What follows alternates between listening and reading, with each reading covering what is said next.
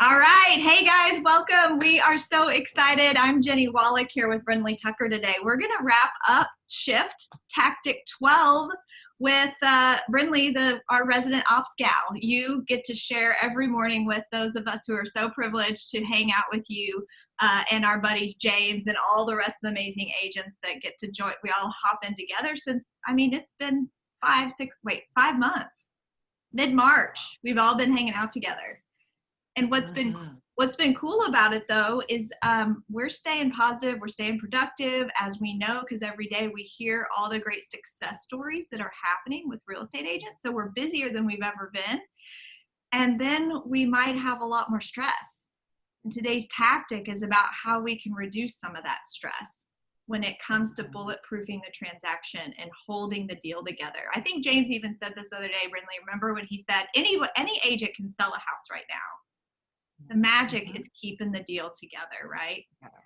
So this is all about you and your knowledge on this topic. I'm going to let you introduce yourself, not that you need an introduction. Introduce who you are, where you are. I know you have a couple residents, and how you got into this field of being our operations guru. So take it away. Thank you, Jennie. And it's a privilege for me to be on those calls. So I'm on the West Coast, and if you ever told me, probably even 4 months ago, that I'd get up at 4:30 in the morning to join 300 of my friends on a Zoom call, still in my PJs, still in bed, I would tell you were crazy for a numerous amount of reasons that I just listed. But my name is Brindley Tucker, for those of you that don't know me. I've been in the KW family and been an agent with KW since, almost 9 years now. I started in KW, a little bit, just quick story, wanted to become an agent, and everything I had ever done in my world, I worked on Wall Street, I sold country club memberships, I had started as an assistant. Thought it was a great way to learn an industry, come in, and with real estate, I didn't want to spend all this money up front to jump in and not know what I was doing. And I became the director of agent services at my market center, and went through some life changes. If you want to hear more of that story, you can listen to the One Thing podcast, episode 78, and ended up going through some life changes, and a few agents hired me to do admin work for them. And if you all remember, we've been through a tech shift in our company before. It's called eEdge. And it was when eEdge came out, and I would do database and websites. And I had an agent call me one day and say, "Will you be my transaction coordinator?" And I said, "Well, I don't know how to do it, but I can learn." And I recorded an agent telling me how to do contract to close. And I would play the recording through every transaction. And so within about 3.5 years, it was just me to a team of 6 doing 2,000 real estate transactions a year. So I know the transaction. I know it well. I sold that business to go into coaching and teaching and training. I realized that there was not a voice and a lot of training for operations in real estate. Tons of sales, not a lot of ops. Ended up building the Director of Operations MAPS program, and also at the same time building a company that actually recruits and trains administrative professionals, team leaders, MCAs, every support position inside the real estate industry. And then I just launched my second TC company. So we now have a platform where agents can come to us. We can give them temporary help while we find them a permanent hire, and then train them. So it's a pretty cool thing that I get to be a part of right now. So yeah, that's wow. Okay, so there you go. So, we know that the admin and operations, typically the behavioral style is not one of a high D driver like you. And so clearly you saw the opportunity there, and then saw that business opportunity was in there as well. So you learned it, you mastered it, you created systems around it. And now you are a successful businesswoman, entrepreneur, who plays such a vital role inside of our Keller Williams world. So I want to just read, I think this was actually mentioned this week in the Pivot Shift Ahead morning calls. It says, if I had 8 hours to chop down a tree, I'd spend 6 sharpening my axe. And that is a quote by Abraham Lincoln. And that is the header and the start of this chapter called Bulletproof the Transitions, Issues and Solutions.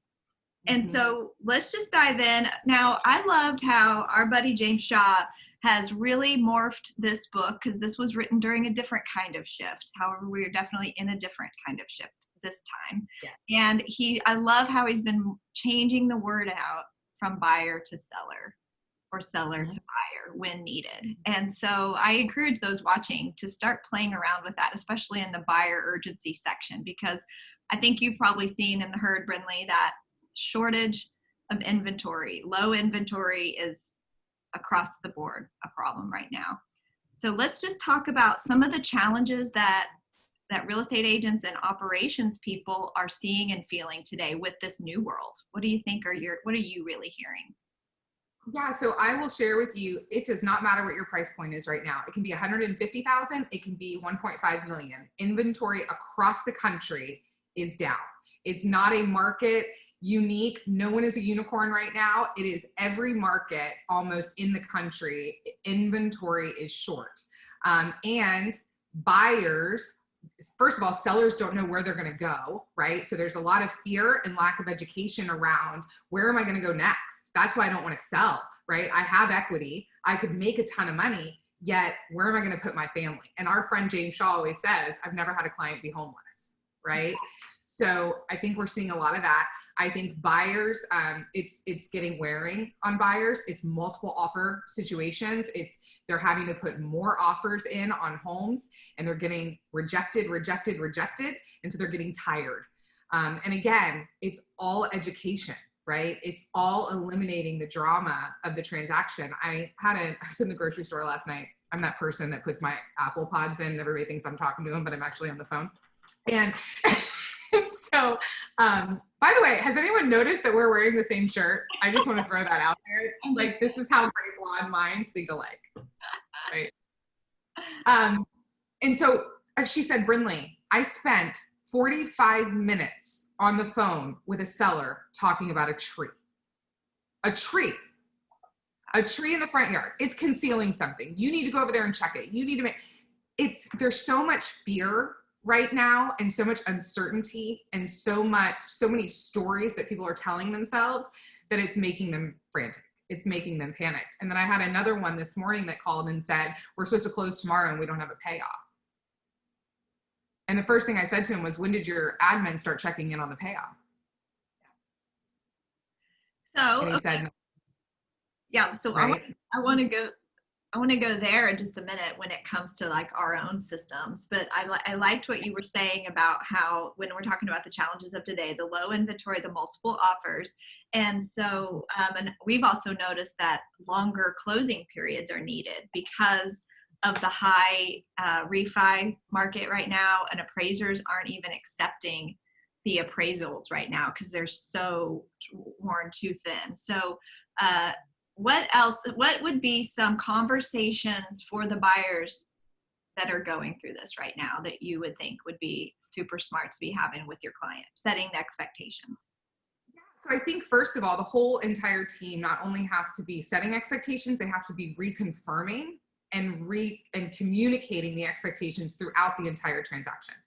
Every phone call, whether you're an agent, an ops person, I don't care who you are, right? Business owner right now, your last comment on a telephone call should be, here's what to expect next. Here's what to expect next. Because you're setting the expectations and then you're reaffirming the expectation.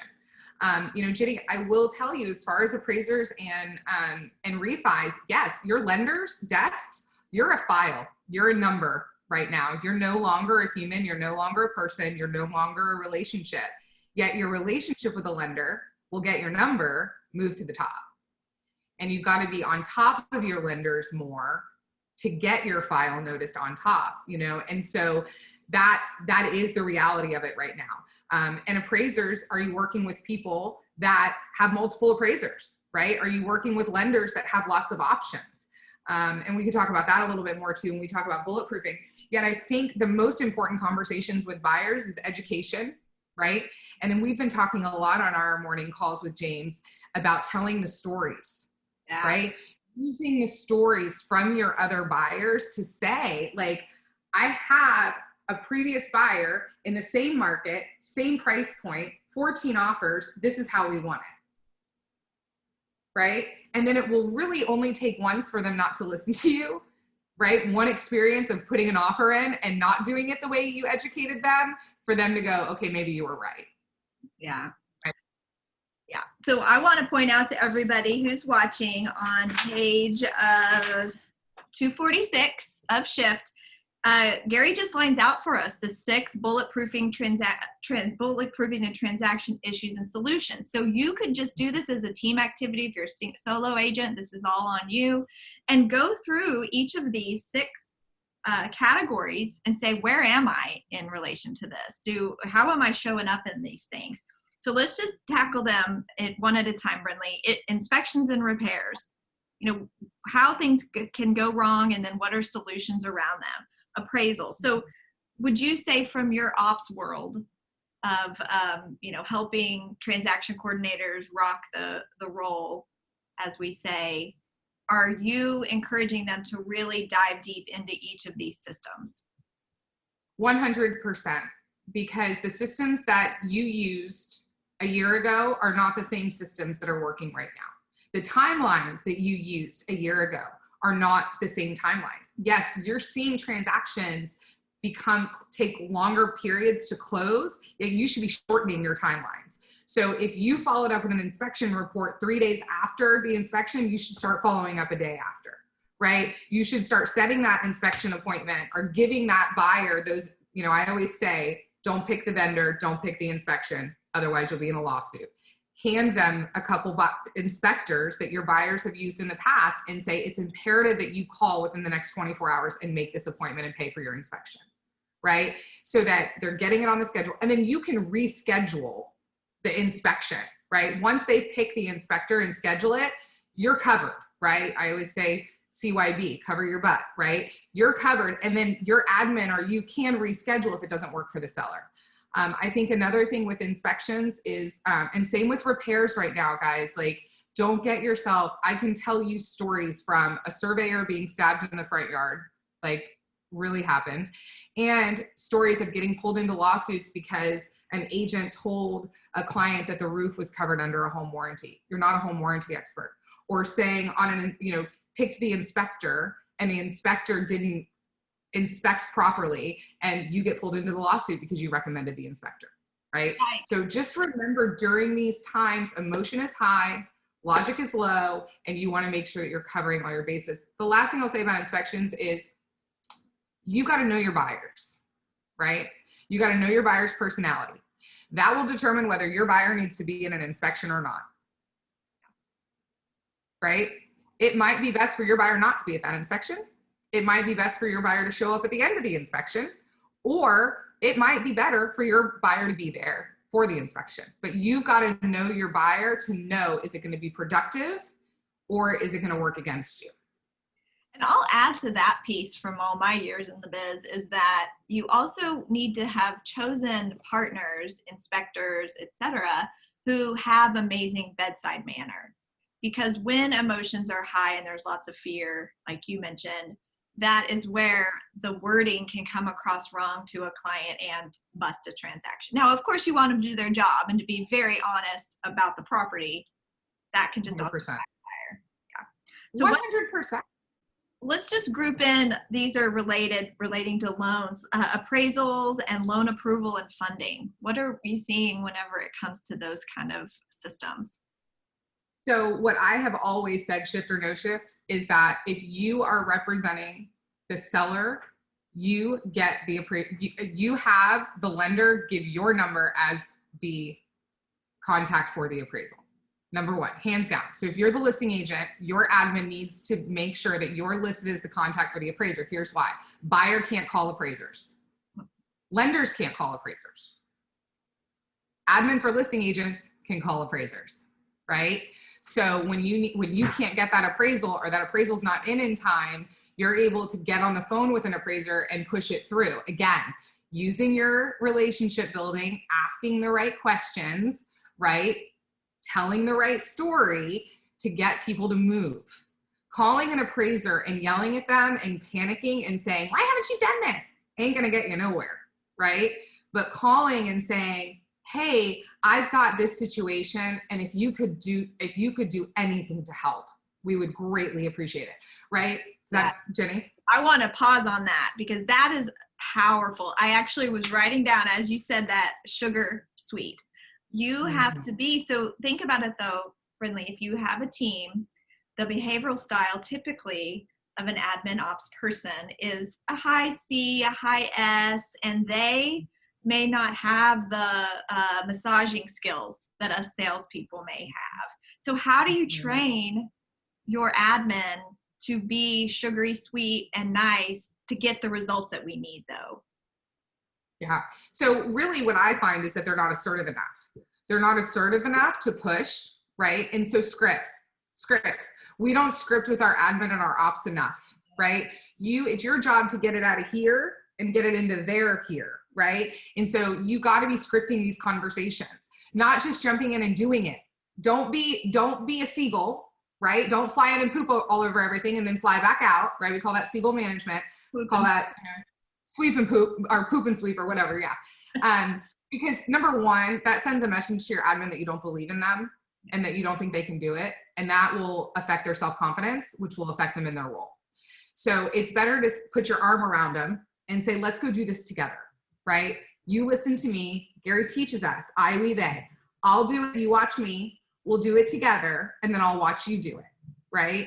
And that's how we have to be showing up as leaders, because a lot of our admin, they're not salespeople. They haven't been trained in those conversations. So we have to teach them, right? We have to teach them. So I also think with lenders, on that note, to my agent this morning, my first question was, when did we start checking on the payoff? You can't check on a payoff 3 days before closing anymore. No, we can't. And that's the lessons though, right, Brindley? Okay, it's okay to mess up one time. Yeah.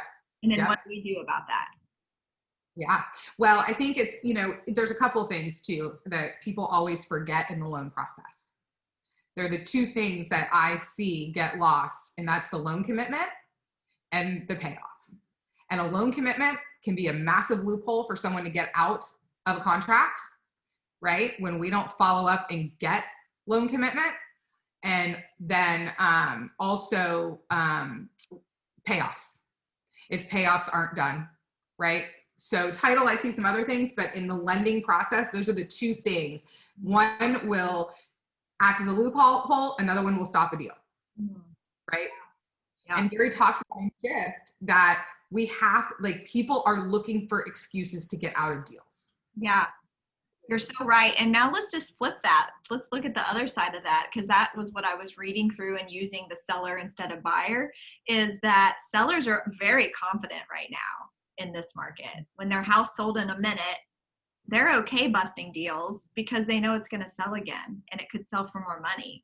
So what does that conversation need to sound like and look like with our seller expectations? So I might get in trouble for this, and I'm not an attorney and I'm not your E&O attorney.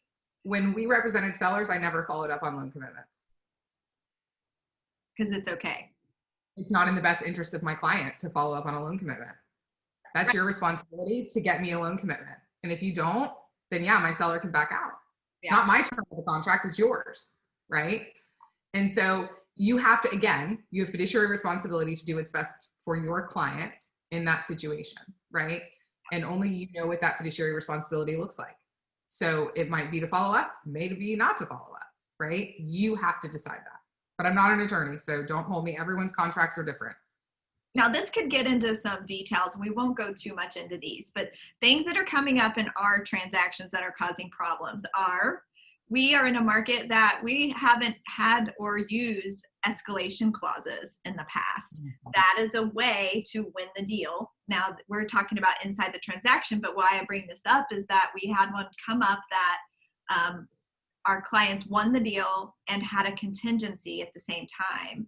And when that contingency was removed, the seller said, okay, you're sticking around, but now you need to pay this higher escalated price because we have proof that we had an offer. Ouch. Yep. And so that was a learning lesson, and now we understand it a little better. But between escalation clauses and contingencies, this is a market where contingencies are painful for one or other of the party. So what other things can you think of that cause problems? So I'll say two things on that. Number one, the contingencies are huge because you have to remember that the inspectors are overwhelmed, right? The lenders are overwhelmed. So when you put shorter deadlines in, you're working against already high capacity, right? So remember that. People are sneaking things into contracts like crazy, right? They are sneaking things in. So you need to make sure that you go through the contract like line by line with your clients, because people are just sneaking things in, right? And not knowing, making sure that you've executed addendums, right? Because if it's checked in some states, if it's checked on a contract and it's not executed, that contract is null and void, right? So this is where I will plug. If you are not using an independent transaction coordinator, you need to be using one. If you don't have an admin and you're a single agent, right now is not the time for you to learn a transaction. You need to find a transaction manager that knows what they're doing, that will dot the I's, cross the T's for you to keep your butt out of a courtroom, right? You know, you made me think about this, and I think a lot of newer agents struggle with this. They take the emotion and burden of the clients and hold it inside and carry that with them. That's where they can't sleep at night. They're thinking about all of the problems or troubles or struggles of the client. That I always remind agents that we just follow the contract.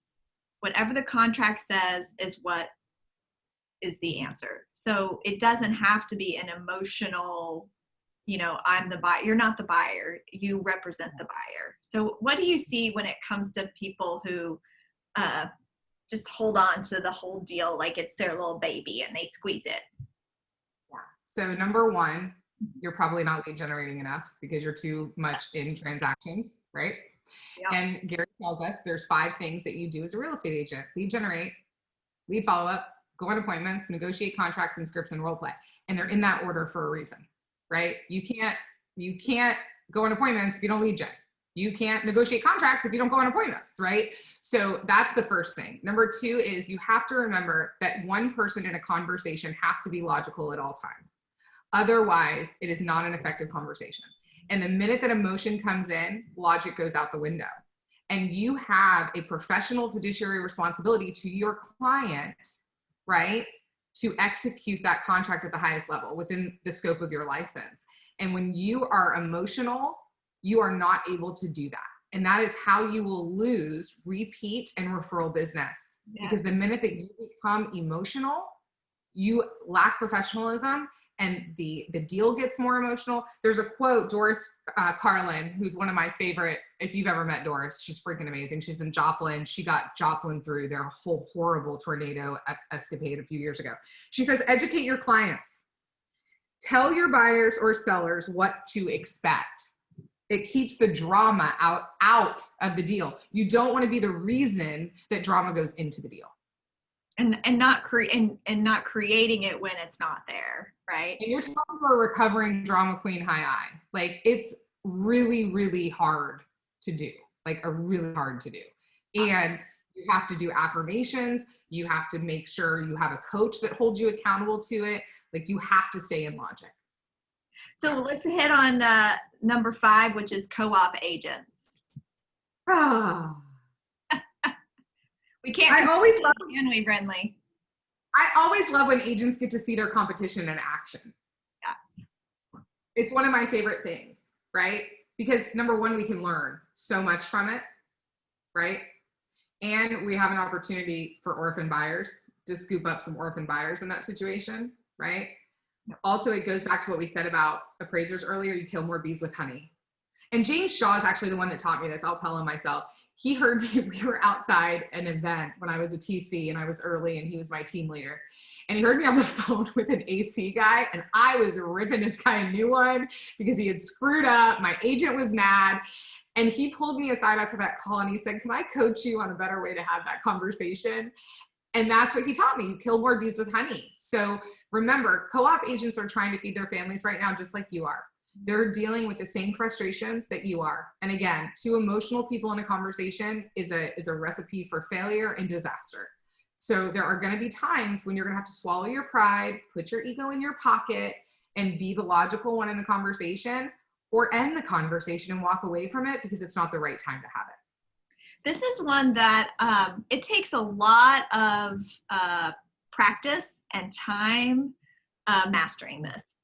now that I've done this for 19 years, I, don't let it bother me. And yet there are agents out there, Brindley, who don't know the 5 job descriptions. And this is their only deal that they have going on.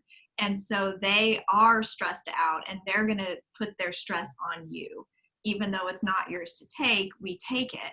And so I think there's 2 ways to go with this. You can be the super experienced agent like I am, where I would want to say, do you understand that you're causing more stress than you need to? And I always go back, I've had this happen to me in my younger days. Never be the older experienced agent that says, well, honey, I've been in real estate for 19 years, so I understand that you may not have experienced this yet. Don't ever be that agent, because I've had it.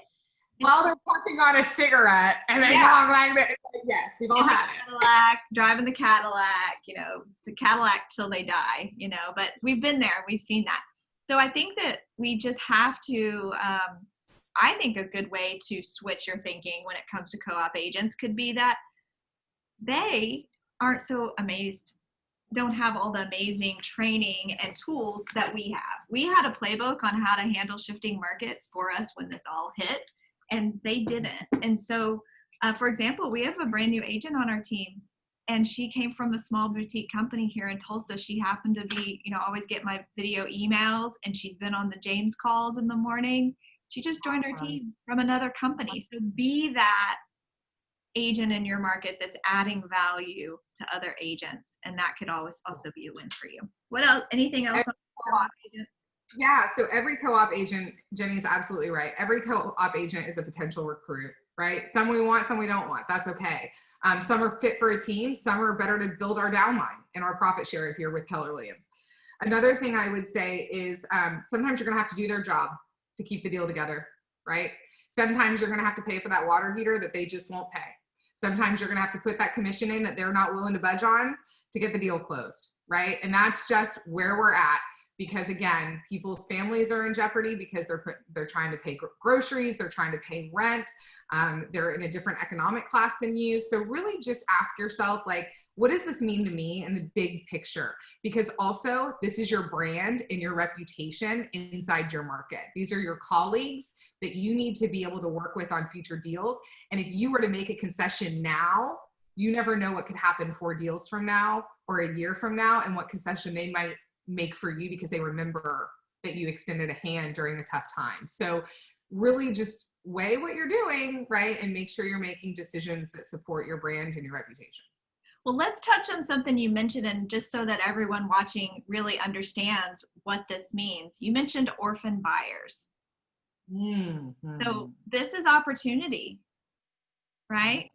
This is great opportunity. And it's also a place where you have to watch yourself too, and be all about culture and code of ethics. So how would you explain orphan buyers to people?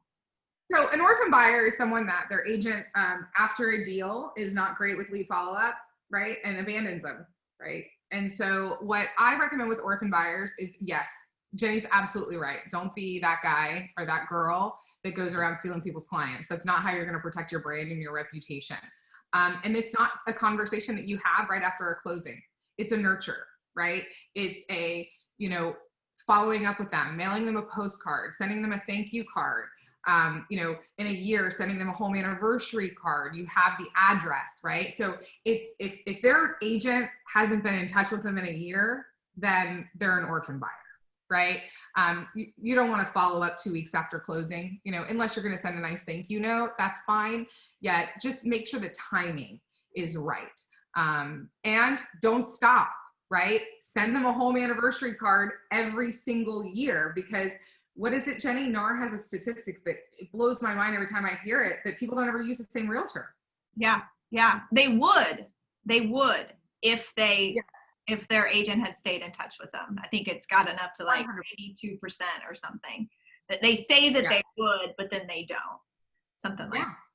So I'll add something there too.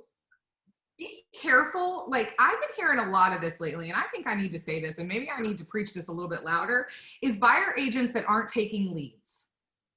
I don't want to work on the weekends. I don't want to work at night, or don't answer the lead at night or on the weekend. And I had one yesterday that the rainmaker got tired of it and took the lead back. And the lead is not only buying, they're selling, and they have 2 other properties they want to sell. That buyer's agent missed out on 4 deals, 4, because they would not take a lead. You cannot afford right now. Sorry, I'm getting passionate. You cannot afford right now. Like, yes, standards. And you cannot afford to not take leads right now. Like, this is huge. I mean, this is money. This is free money. Like, it blows my mind. Yeah, don't get us started, right? That's where you have to have standards in place and accountability.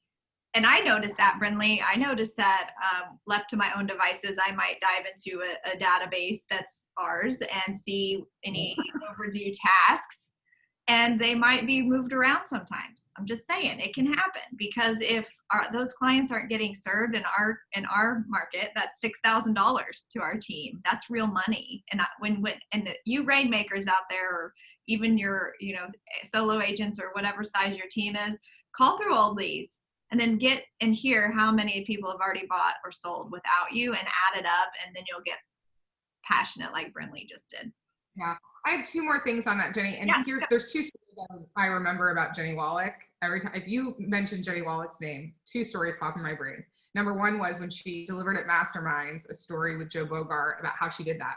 She got into her database and it was painful because she lost a lot of money. And the second one is when she got completely locked out of Facebook, but that's another call and another story, right? But 2 things on that. Number 1, in a shift, you have to inspect what you expect at a much higher level than you did, right? You need to build inspection steps into your systems, right? What I love about Sarah OG Reynolds, or Reynolds OG, is that they follow the lead. It is eye on the lead from start to finish. They don't take their eye off the lead all the way through post-close. And then second of all, if you're still working virtually, communication has to be 10x right now. That is the number 1 rule for virtual. I've been running a virtual team for 8 years. You have to be doing stand-ups, you have to be doing team meetings, and you have to be doing virtual networking events with your team. Hands down. You have to be communicating at a much, much higher level, because you lose the nonverbal communication that you have when you're in an office together. Sorry, those were 2 thoughts that come to my brain. No, I love it. I love it. Let's wrap up with deadlines. I don't know that we need to add anything or beat this anymore. The importance of timelines and deadlines. This is crucial to our client. If a timeline is missed, that could mean they're buying a house they didn't want to buy, or they're giving more money than they wanted to give. This is painful. And this is all about your reputation, wouldn't you say? 100%, 100%. So a couple of things real quick on deadlines. Remember, you're the representative on the contract. You didn't sign the contract. Your buyers and sellers agreed to those deadlines. And Jenny's right. You want to lose a referral or lose repeat, don't miss one of those deadlines, or don't remind them, right? So I suggest right at the beginning of the transaction that you send an email that has every deadline in the contract to the buyer and seller. So number 1, they have it, right? Number 2, you have told them and you have covered CYB, right? That they have been notified of their deadlines by you. So that's a paper trail. Number 3, CC your lender, your title company, every single person in the transaction, right? CC them on that email. And then second of all is having a system where you're being reminded of contingencies days prior to them being due. So here's something I train and coach to, is on Mondays, when you're in your transaction time, and this is for admin and agents, number 1, start with the files that are closing that week. Make sure that you have everything dialed in for the closings. Next, move to your transactions that have contingencies that week. Go through, monitor the contingency, what's going on, what reminders do I need to reset, who do I need to reach out to. Number 3, from 4 to 5 o'clock every day, do not time block anything except contingency and daily wrap up, because that is your last hour of the day to get your contingencies in before your 5 p.m. deadline. So really making sure, again, and Gary says it, time is not on your side. You will bring urgency and timelessness to the process. We have to be bringing its patience with a sense of urgency right now. This goes into my last question I wanted us to touch on. How do you monitor? You're a real estate agent, you're busy, and you're making your calls and you're negotiating contracts, you're doing all the things, and you have leveraged the transaction, your 80% to your administrative person. How do I hold them accountable? Yeah, so a couple things. Again, it's inspecting what you expect. Having a system, Command has it built in. You can check tasks. You can check past due tasks. Right? I'm too busy, Brindley. So are you too busy to lose $6,000 a transaction? Right? Well, you have to be willing to inspect what you expect. And by the way, if you have talent that's missing deadlines, they're not the right talent. If you have talent that's not constantly looking for inefficiencies in your systems, you don't have talent. You have to time block. I mean, we know, Jennie, like, here's the thing, like, use the tools. Time blocking is your biggest tool in your tool belt. It's like, and when you're not using it, you're trying to put a screw in the wall with a hammer. Like, you've got to use it, and you've got to take time to inspect what you expect. Deadlines, you got to find the system that works for you to have that built-in accountability. Is it a calendar? Is it your calendar? I was with a team the other day and went into had them screen share their process. And they had a freaking calendar for every property. And so when an agent pulled up their calendar, they had 16 calendars that showed, right? And I was like, we're going to one calendar per agent. Like, what is going on here? And so again, it's who do you have? Coaching is huge. Hire a maps coach. Who do you have leveraging and looking at that stuff from the 10,000 square foot view for you? So I hope that helped. Yeah, totally does. I mean, let's just kind of wrap up here with are there any other challenges or struggles that you're hearing about? You're talking this language every single day with people. Brindley, you shared that you have created a transaction coordinator company to help those agents who don't have that full-time person yet or part-time real person yet. What else? Yeah, so I think a couple things, and I think it's cause and effect, right? I think that March, April, May, we didn't know what was going to happen. We started trimming fat at a high level. We started cutting our leverage back because we thought it was going to slow down, and it didn't. And I've said this a few times, the economic classes that are being affected the most are a lot of them are renters. They're not homeowners, right? And so I don't think we prepared for that. I don't think we knew how to prepare for that, right? And I think what we did was we trimmed a lot of our leverage and we didn't slow down. I have, there's teams out there having the busiest third quarter and planning for the busiest fourth quarter that they've had in years. So the market has not slowed down. So you need to still be looking at your budget, yet looking at your budget in relation to your GCI and adding back the leverage that you need. If your TC or admin is overwhelmed right now, go hire an independent TC. Give them your buyers. Always keep sellers if you can in-house, because have your admin do everything from list to close. It will save them time on the contract to close part. Outsource your buyers, right? Buyers are the heaviest lifting in a transaction. So give those to an independent TC and then have your admin focus on your sellers because that's the core of your business, right? It's looking, you're going to have to make tweaks right now, but you've constantly got to be looking at it almost on a weekly basis. So I think that's what I'm seeing the most, Jennie, is that people are busier than they've ever been, and they're under leveraged more than they've ever been. So I'll just give a little plug for you, Brindley. In the past, I've used your company because being the busy real estate agent, it's really hard for us to take the time to slow down, to take people through the career visioning process the way that we should. Right? Yeah. So your company has helped us. So why don't you just tell people what that looks like? If somebody needed help, they had the budget, their numbers were showing that they could afford someone to bring them into their world, what would that look like if they gave you a call?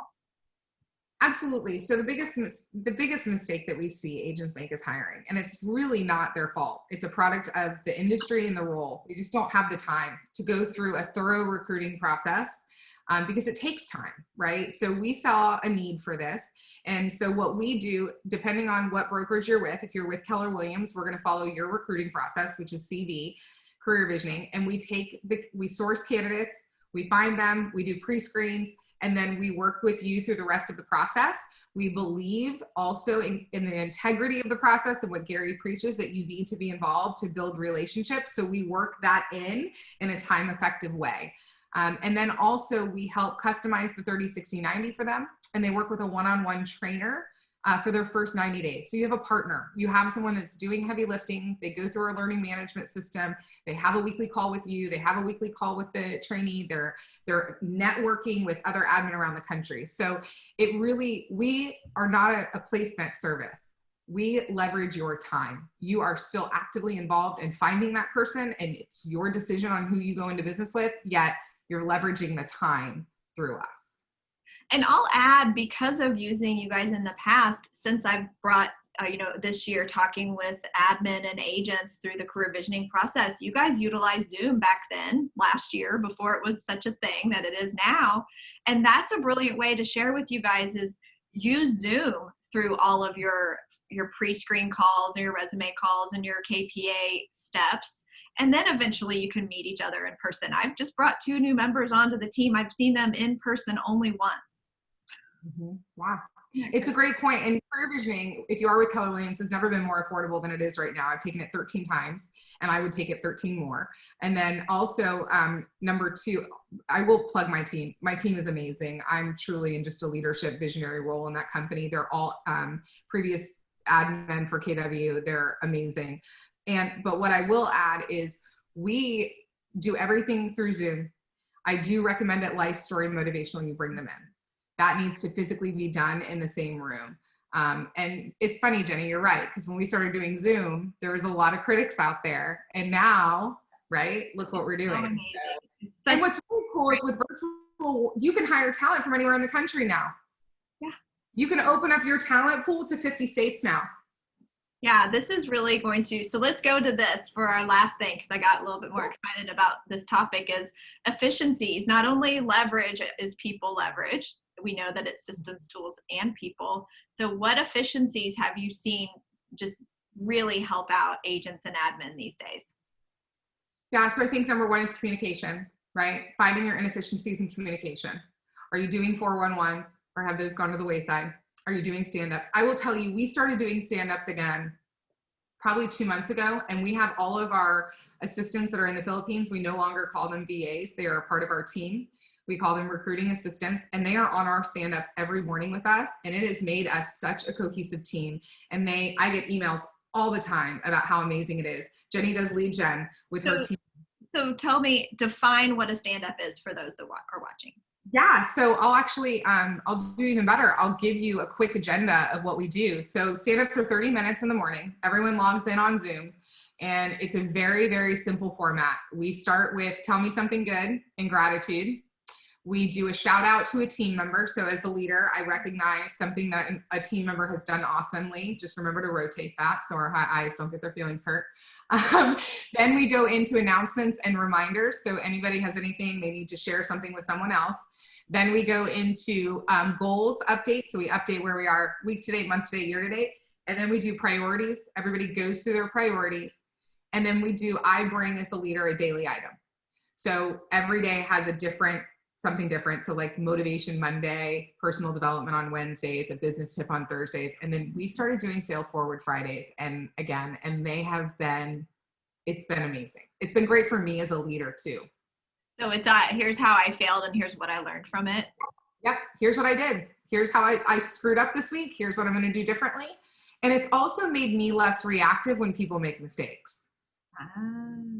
Because it's become a conversation now. And it's made me a more graceful leader. That's powerful right there. Well, what else can we share? Let's hear whatever your final ahas are, Brindley. I will send it to Jennie. Jennie, just remind me, there is a systems evaluation that we recommend that you go through with your entire team. And here's how I recommend you do it. Send it out to everybody. Do not let them do it together. Every agent, every admin, and then take the results and have your admin or a virtual assistant, if you have one, put the results into a spreadsheet. So where you can see how everyone individually ranked the system. And then get the team together, go over rankings and come up with the solutions and come up with the order of priority in which you want them to be fixed. And this do you list who said what thing, or is just anonymous? No, well, again, guys, it's like knowing your buyer, know your team, right? If you think anonymous is going to be more effective, do it anonymously. If you have a team where there is collaboration and it's a safe place, do it openly. I've actually done this with teams on a Zoom call together where we've gone through each item and everybody's gone through and ranked it. And what you'll find is some people don't even know there's a system. Yeah, that's the sucky part. As the leader, that's the really sucky part. We're like, yes, there's a system on that. You guys didn't know? Absolutely. And you have 4 months to get your systems solid to go into 2021. Yeah, we need to be building our databases now for next year's business, right? Yeah. And then one other thing I'll say, because this is huge. If you have systems or projects that you're working on, whether you're an agent or an admin, time block the first 30 minutes of your day before you even open your email, before you do anything. Block it to work on that project. If you do that for 30 minutes first thing in the morning, you'll have put 2.5 hours in by the end of a week. But if you try to time block it any other time in the day, it becomes a lower priority and it doesn't get done. It does not get done. And that's where all of us agents have that frustration where you want to implement new systems or tools or models into our business and we can never get them done and we're in the hamster wheel and we can't move forward because we haven't time blocked those really important things. I used to have my thinking time at 1 o'clock on a Friday. Mm-hmm. Did that ever happen? Never. No. Now it's on a Saturday morning because I can for sure get that in. So 100%. Thank you, Brindley. So much fun. Always fun hanging out with you, sister. I'll see you real soon. Thanks for everyone who watched us. So we'll get this posted and Brindley will share her systems eval and we'll get that to you guys. Have a good one. Bye, guys.